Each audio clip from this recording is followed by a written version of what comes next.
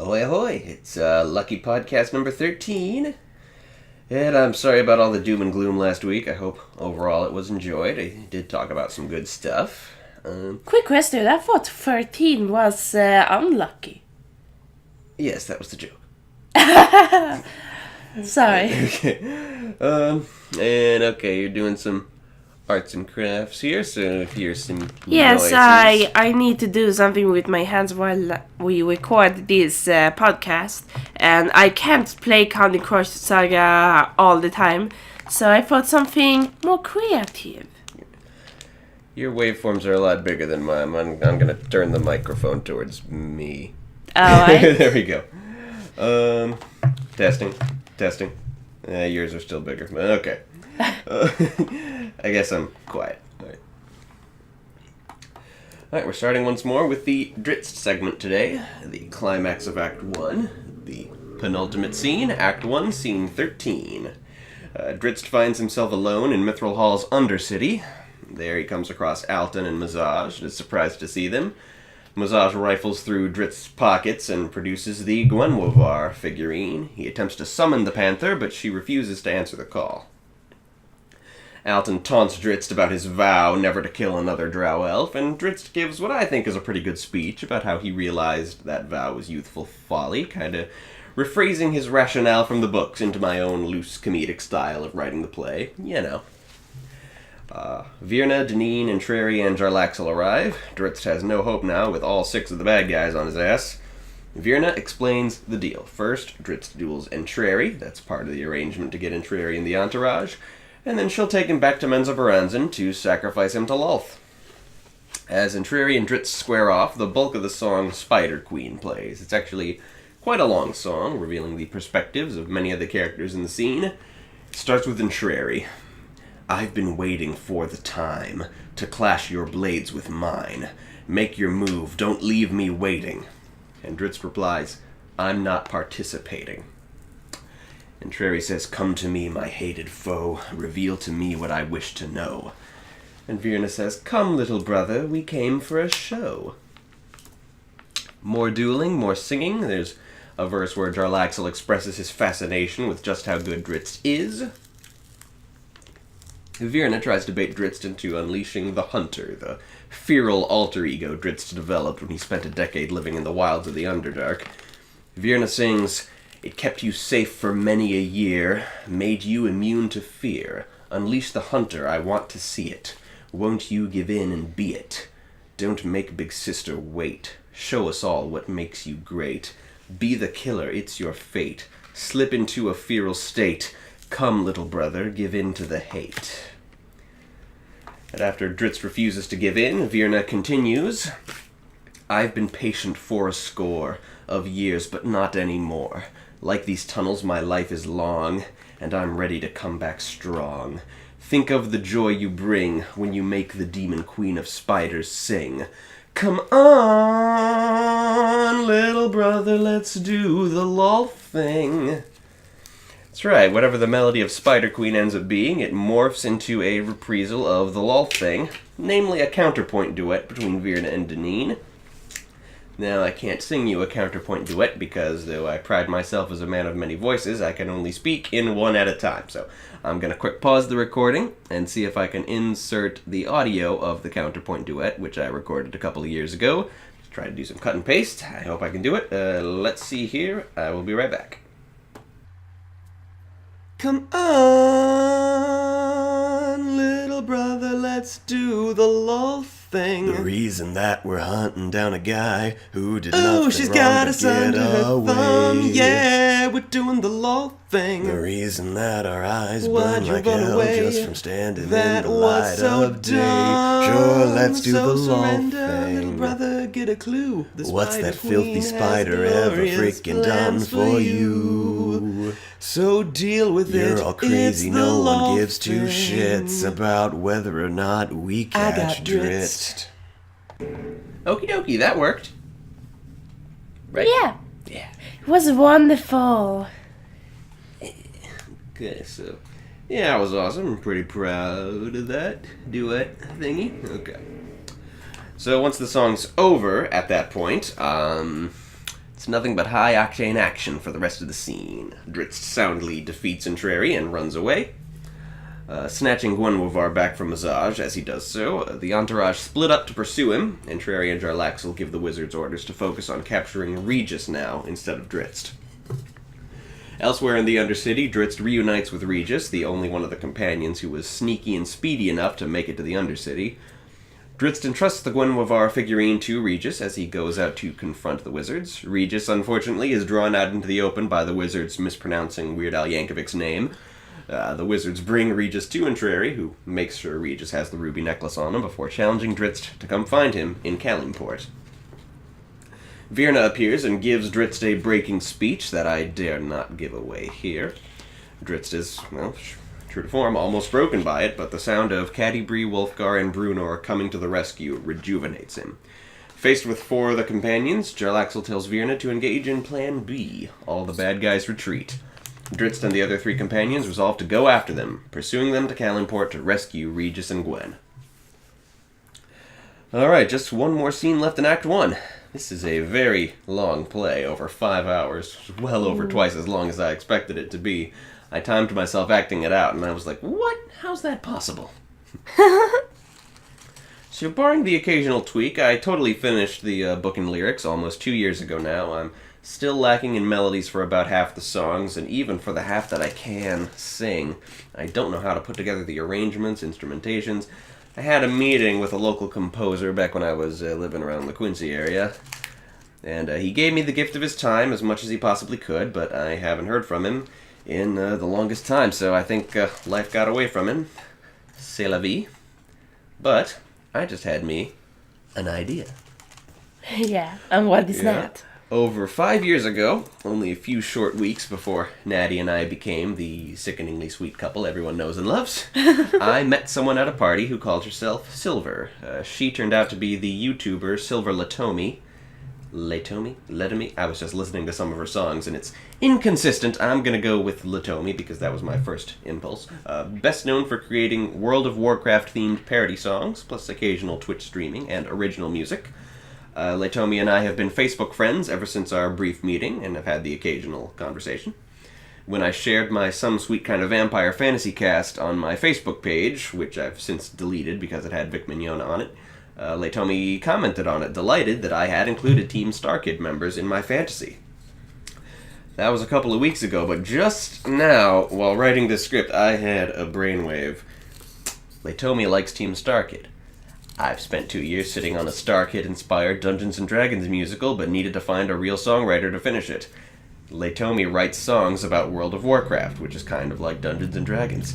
It's all kind of been staring me in the face, hasn't it? Yeah. Okay, that settles it. I'm going to approach Latomi and see if her writing the music to Dritz and the Companions of the Dance Hall is a possibility worth exploring. Yeah.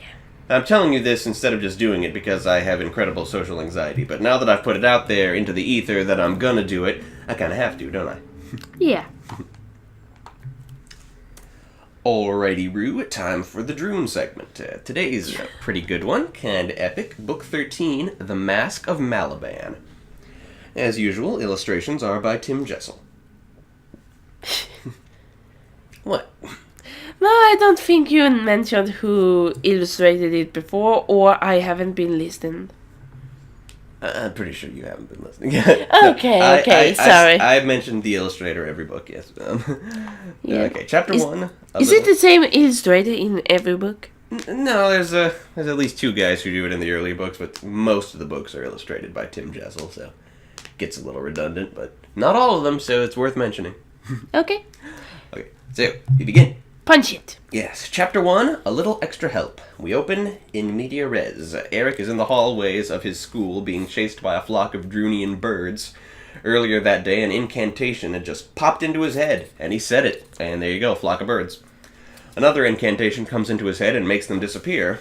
So that was easy, but he's kind of reeling from the realization that being zapped by Kia in the previous book gave him magical powers.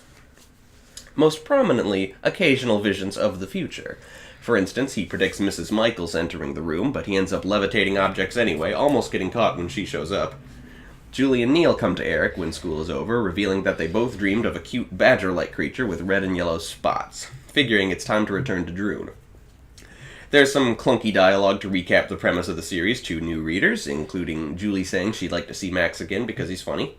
So apparently Max is funny now. That's completely new information to me, since, as I've said before, Max doesn't do a damn thing. For some reason, Eric is keeping his new magical powers a secret from the other two, not letting them see it when he accidentally casts a spell that fills his house with donuts. They descend the rainbow stairs into Droon and end up in a cave filled with huge, green, flaming frogs. Oh. Chapter 2, Mountain of the Fire Frogs. Kia, Max, and Galen appear, explaining that they are in Firefrog Mountain, a sort of prison for Droon's criminals. The creature from Julie and Neil's dreams is an imp named Hob, a maker of magical masks, who was imprisoned here for imbuing his masks with the evil magic of Gaul. A rookie Firefrog guard explains that Hob tricked her, asking her for a bowl of stew and then carving the bowl into a mask that enabled him to escape. The frog says that Hob said something about going to make a special mask for Prince Maliban, an enchanter who's been trying to take Spar's place as #1 sorcerer in Droon, and currently resides in the city of Tortu. Kia teleports the party to an empty plain, which confuses the kids because they thought they were going to Tortu. But then, Tortu appears over the horizon, a city riding on the back of what Julie describes as a giant, giant, giant turtle. Oh. Chapter 3, In the City of Magic. The magnitude of the turtle is expressed with some nice similes by the narrator. The shell is wide as 10 football fields, each foot the size of their school, head the size of an office building, eyes like satellite dishes. Not sure all of that adds up to a properly proportioned turtle, but it's very evocative. Also, I feel sick calling it a turtle. It's clearly a tortoise, but whatever. So they climb up onto the turtle's back, where the city of Tortu resides. It's a city of magic, but also a city of thieves. As Galen and Max search for Hob, Eric surreptitiously consults Kia about what it's like to use and control her powers. And Neil has a run-in with Sarla and Luma, a pair of orange-skinned twin girls who are obsessed with his blonde hair. Neil narrowly escapes them, and they are nearly run down by Maliban's green-hooded spies and guards, who are bringing an entire cart full of magic boots to the palace. One pair of boots falls out of the cart, and Julie takes them. Max returns, telling the kids they found Hob. Chapter 4, Hob the Impish Imp. They find Hob in a basket shop, working on the titular Mask of Maliban, a monstrous mask made of gold and rubies. Galen confronts them and Hob flees, leading to an exciting chase scene through the streets of Tortu, during which Julie discovers that her new boots gave her super jumping powers. Julie is cornered by Maliban's guards, who declare that all magic is to be taken back to Maliban. Eric attempts to stop the guards with his magic, Chapter 5, a great idea, but the power doesn't come to him, so Julie is taken to the palace. Kia learns from Galen that the turtle has changed its usual migration route and is heading for the dark lands of Lord Spar. They figure their first step is to head to Maliban's Black Palace and rescue Julie. They have a chance encounter with Sarla and Luma, who they learn are looking for their bodyguard, so the three of them can deliver a package to Maliban. Using Neil as a distraction, Kia knocks out the twins, so the three of them can go to the palace in their place. Kia and Eric playing the twins, Neil the bodyguard. It's not that Eric looks like a girl so much as Neil looks less like a girl than Eric does. Chapter 6, What the Evil Ones Are Wearing. After a quick cut to the trio in disguise, they head for the palace. They learn that the twins are the princesses of Samarindo, and that their bodyguard is named Doofus the Ugly. Neil makes an effort to look uglier. In the center of the courtyard, they see Prince Maliban, who appears to be nothing more than a massive silver statue with no face. There, they discover that Maliban's package is a magic item called the Ruby Orb of Dubesh, a flying red ball thingy. Hob places his mask over the statue's face, and with a combination of the mask, the ruby orb, and all the magic items that the green cloaks have stolen from Tortu's populace, a spell begins to be cast. Eric has a vision of the curtain behind the statue, and while Kia at first suspects the real Maliban to be behind the curtain, speaking through the statue, Eric's vision makes him realize that there is no Maliban. This is the work of Spar. Chapter 7, The Magic and the Mask. Eric confesses to Kia and Neil that he has wizard powers. Now that that bit of unnecessary dramatic tension is out of the way, we see that the ruby orb is draining all the magic from the assorted magic items and funneling it into the mask. When Spar wears the mask, Eric theorizes, he will regain the power he lost when the golden wasp stung him. While Neil and Kia go to free Julie, Eric goes to expose Spar, revealing that the sorcerer is trapped in yet another monstrous form. As Spar goes to put on the Mask of Maliban, Galen and Max burst in, and the whole place erupts in chaos, with everyone fighting the green-cloaked guards, Hob escaping on a magic carpet. It's some surprisingly well-done mayhem. Chapter 8, The Big Chase.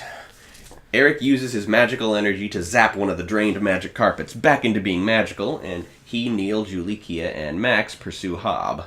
The chase takes them out of the city of Tortu, just as the giant turtle begins to enter Spar's country. The kid's carpet crashes on the turtle's shell outside the city walls. The crash leaves Eric alone with the monstrous Spar. Chapter 9, Welcome to the Darklands. Spar manages to put on the Mask of Maliban and change back into his mostly human self, though now with a horrible V-shaped scar on his forehead where the wasp got him. Spar makes a weak attempt to seduce Eric to the dark side with the whole we can rule together deal. Eric responds by casting the donut spell, pelting Spar with donuts, followed by the blue lightning spell that Kia and Galen always use. Spar responds to that response by fireballing him. Whoa. Chapter 10, The End of Tortu's Tale. Spar flees. Eric thinks for a moment that he deflected the fireball, but it turns out Galen and the others have come to his rescue. Our heroes flee to Tortu's back, sliding down the massive creature's tail before it enters the Darklands completely, left with nothing but Julie's shoes and the ruby orb of Dubesh. Eric tries to give up his powers, but Galen tells him that's impossible. Eric is now a wizard forever. So I say no to status quo. Gotta admire that about this series. Before the kids ascend the rainbow stairs, Kia teaches Eric how to use telepathy, and the friends promise not to keep secrets from each other anymore. They return to the upper world to clean up all the flying donuts Eric has left there. So this book had some really awesome stuff. First appearance of Hob, first real appearance of Eric's new magic powers, Firefrog Mountain, Maliban, Mother Flippin' Tortu. In fact, I did a bit more editorializing during this review, might be a sign of low quality. I don't know. I enjoyed myself. I enjoy myself during every book in this series because I'm really not a very critical person. This book was super awesome. It sounds awesome. Adaptation. As I said last week, I've started to picture the Droon adaptation as definitely being animated, but I'm still going to talk about how I pictured it live-action-wise originally. I've also started musing about, okay, Rooster Teeth has the budget to hire SAG-AFTRA members now. Maybe they can also license a book series from Scholastic. Maybe the voice cast of the Droon cartoon consists of Texan voice actors and Rooster Teeth employees. Yes, that's an ambition to ponder further.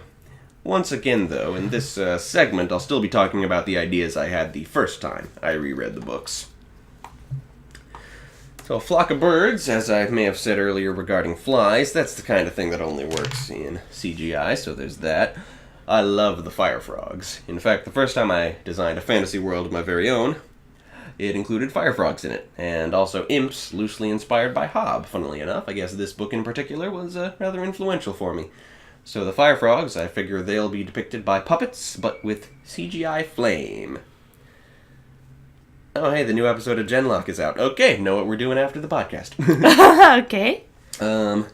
The rookie fire frog who let Hob go, I think merits our first guest star of the episode, sort of a one-shot character, Andrea Libman, the only actor from the Canadian pool I ever included in my Droon fan cast. I just really latched onto the way she might deliver the fire frog's line about it being her first day on the job. The giant turtle who carries Tortu upon its back, stop motion. It would definitely look better in stop motion than in CGI. Just a creature of this sheer magnitude has to be depicted quite differently from the world around it. So, like, in a 2D animated version of Droon, I think the turtle would be the only creature in the series to be depicted with CGI, just for example. Sarla and Luma, live-action-wise, I see them of a similar age to the protagonists, so let's say a young Lindsay Lohan type, like in The Parent Trap. Only, actually two of them. Oh. In the event of an animated series, let's say both of them are played by Melissa Disney. Sadly, we never do meet the real Doofus the Ugly, not even when Sarla and Luma return to the series. Maliban's soldiers, let's keep them as described in the books. Figures completely concealed in green cloaks, but for their eyes. A typical scenario for the on-staff puppeteers to shine, or, I guess in an alternate scenario, Rooster Teeth production staff to play their voices. And then there's Hob. He was practically made to be a Muppet. I think he should be voiced by Greg Proops, a guy who doesn't do nearly enough voice acting. And finally, for the voice of Prince Maliban, I figured to briefly throw us off from the reveal that he's actually Spar, the statue should be voiced by Tim Curry. He's still alive, right? I'm thinking he's on his last legs if so. He did have a stroke a couple years ago. Still, this is my fantasy. In my fantasy world, Tim Curry is totally up for this cameo. When the real Spar is revealed in his new monster form, I think a rubber suit performer walking on all fours would be appropriate, and voiced by me. And then the real Spar comes back. Yay!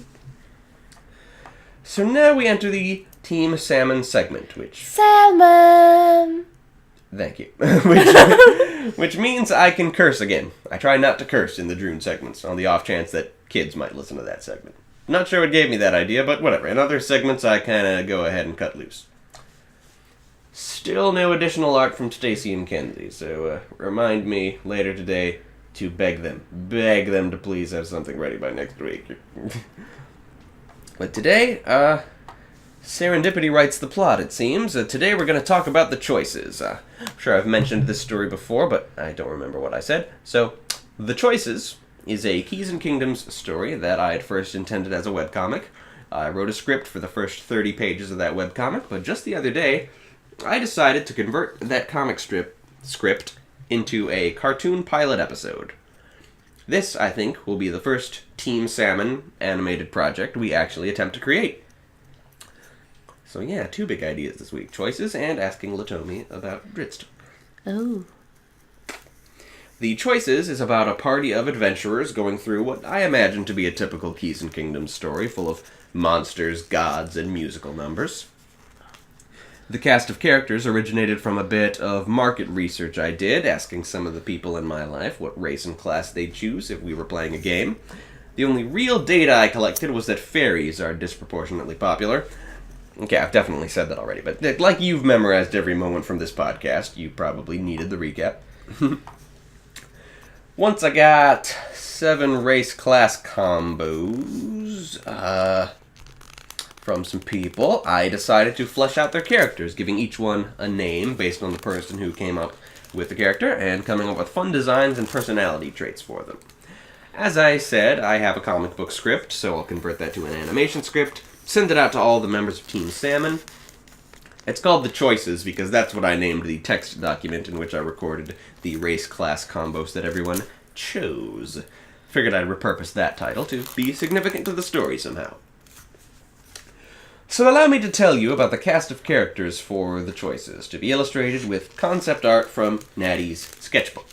Yeah. As of this recording, she's only produced 1 picture, but I have confidence that she'll have all the characters done by the time I need to edit and post the podcast, so that's what you're doing this weekend. Yep. The first person to get back to me with the market research was little Army, who chose a gargoyle rogue. I called the character Airy. I briefly wondered how to implant a 10-year-old's personality onto a presumably adult character, but then I realized that paradox is baked right into the gargoyle race. Gargoyles age at the same rate as humans, except they spend half their lives petrified, so they actually age half as fast as humans. This is canon to the Gargoyles universe, and I imported that concept into Keys and Kingdoms because it just made sense.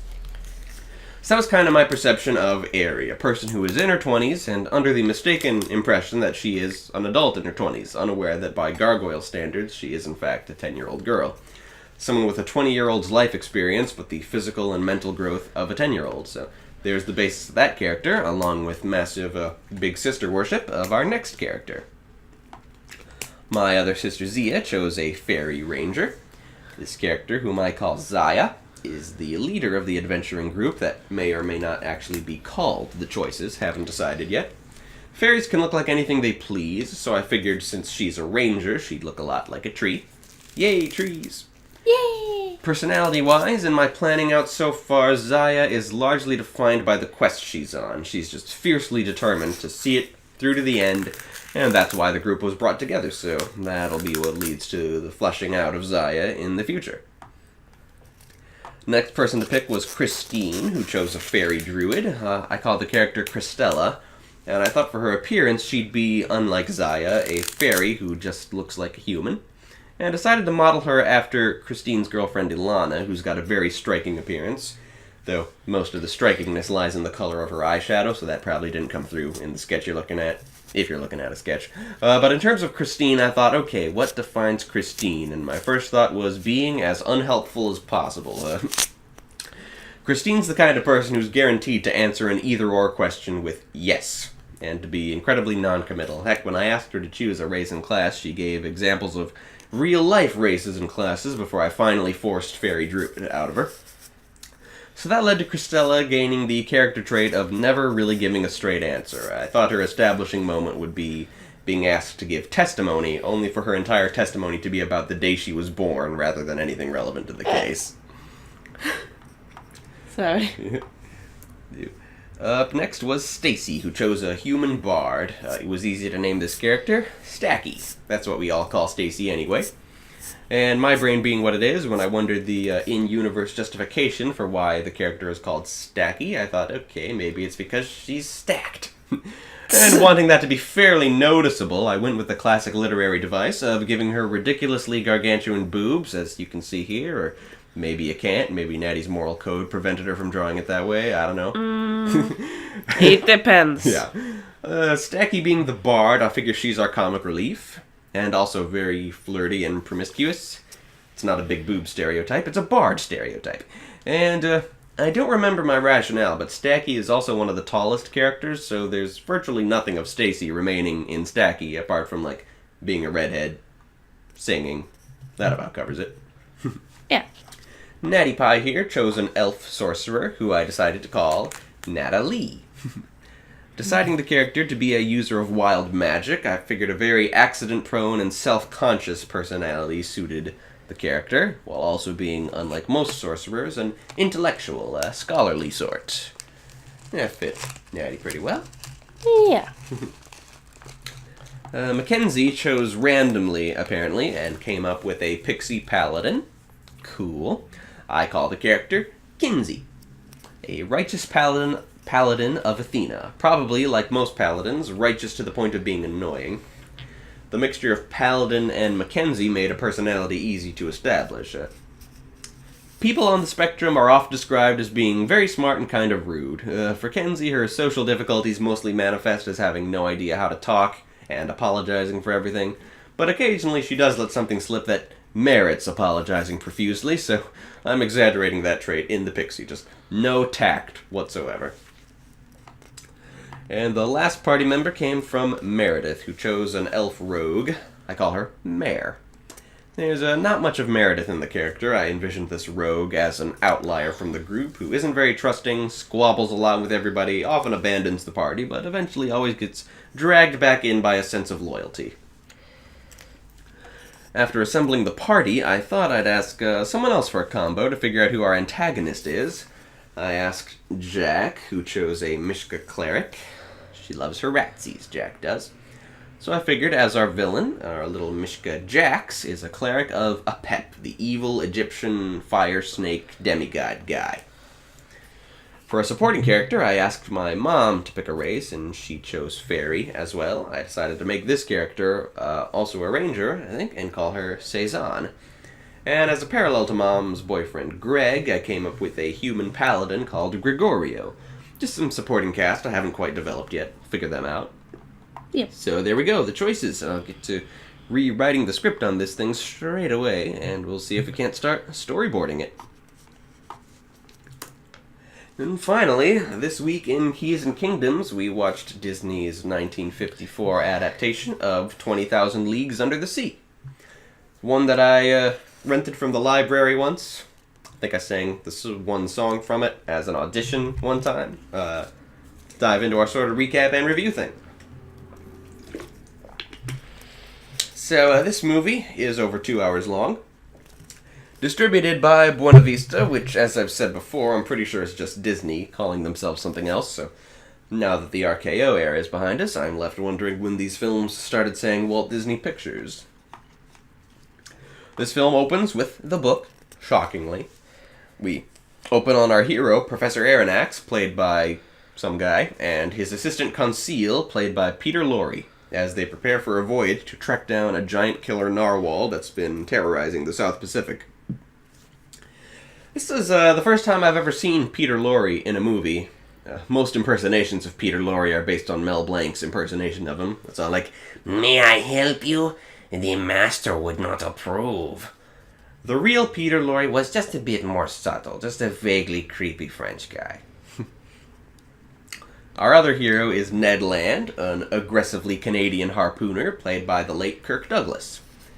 Kirk Douglas isn't dead, he's just late, because he's 102 and walks very slowly. Yeah. Chirp, chirp, chirp. Okay, Ned seems a more comical and carefree character than I remember him from the 5th grade when I read an edited for 5th graders version of the book. He even gets a musical number, during which it's quite clear that Kirk Douglas has no clue how to play the guitar. Naturally, as we all know, the giant killer narwhal is in fact a submarine called the Nautilus. A submarine written by a science fiction author in the 1860s, long before the submarine was actually invented. An electric submarine, to boot. Disney gave us with this film the definitive artistic representation of the Nautilus, the standard by which all future Nautiluses are measured. A brilliant submarine for a fairy tale world. Unfortunately, they did not give us the definitive Captain Nemo. While James Mason gives a brilliant performance, Nemo is not supposed to be a white guy. He's from India. I don't care if James Mason gave the performance of a lifetime. Nemo is not supposed to be a white guy. Fortunately, of the 3 Captain Nemos I've seen committed to the screen, one from the League of Extraordinary Gentlemen and one from Disney's own Once Upon a Time, neither of those were whitewashed, so that's a pleasant surprise. It's not widely known that Nemo is Indian, so you'd think such an iconic, cultured character of ambiguous nationality would be whitewashed more often, but yeah, 2 of the 3 Nemos I've seen were given to Indian actors, so that's good. This film is quite mature, not in the sense that it's rated R. Mature shouldn't mean violence and swearing, it should mean getting you to think about stuff.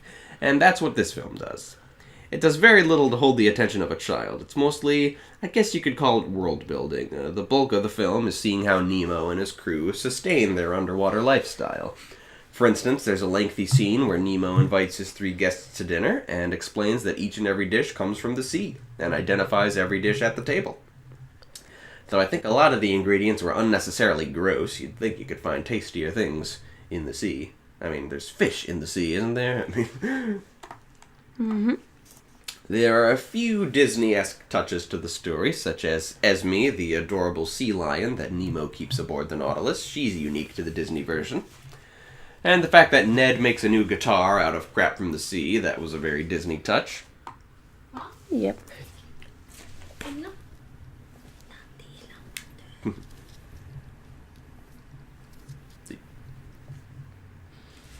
Yeah, keep going. You going? Okay, yeah. That was Steffi. He just came in here and we shoot her away. Okay. What was I saying? So there's a cool scene of the crew of the Nautilus going on a hunting trip.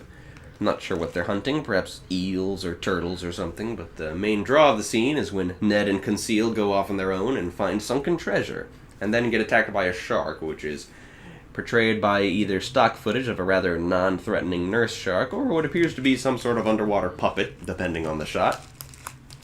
Afterwards, Ned is incensed to learn that Nemo has an entire chamber on the Nautilus full of salvaged treasure, which he uses as ballast. The diving suits used by the crew of the Nautilus bear a resemblance to real-life old-timey diving suits, which I assume, like the submarine, weren't invented at the time the novel was written. Now, of course, divers swim under the water instead of walking along the bottom. We truly are living in the future. Yep. In one scene, Nemo takes Aronnax up to some island and explains a bit of his motivation. This island seems to be the harbor of a shipload of slaves and guns, and Nemo is against that sort of thing, hence why he uses the Nautilus to sink bitches. Quite understandable. He explains that he used to be a slave himself, and, I don't know, James Mason speaks really quietly, but something about how he was tortured and his wife and son were killed. His loyal crew are his fellow escaped slaves, and they built the Nautilus together with raw materials and Nemo's own genius. Right around this part of the film, I started to notice that the film's only musical number, Whale of a Tale, is the tune used to score every single scene, regardless of its emotion. It was quite clever, but a bit distracting at times, given how naturally bouncy the song itself is. Like the song goes, "Got a whale of a tale to tell ya lads, whale of a tale or two." And while a sad scene might go, yeah.